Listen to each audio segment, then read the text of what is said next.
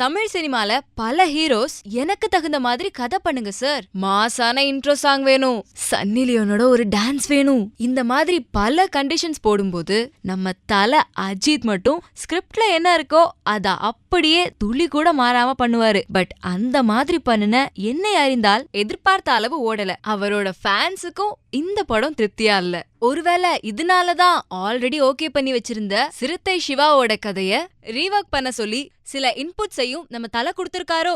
இப்போ தன்னோட க்ளோஸ் ஃப்ரெண்ட்ஸோட புது ஸ்கிரிப்ட ரெடி பண்ணிட்டு இருக்காரு டைரக்டர் சிவா.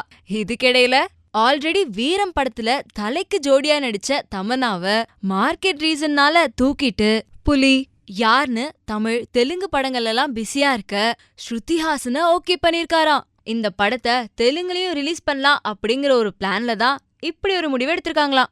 இவ்ளோ செலக்ட் பண்ண டைரக்டர் படத்துக்கு பேர் செலக்ட் பண்ணாம இருப்பாரா? பண்ணியாச்சு. அச்சமில்லை அப்படிங்கறதுதான் இந்த படத்தோட ஒர்க்கிங் டைட்டில்.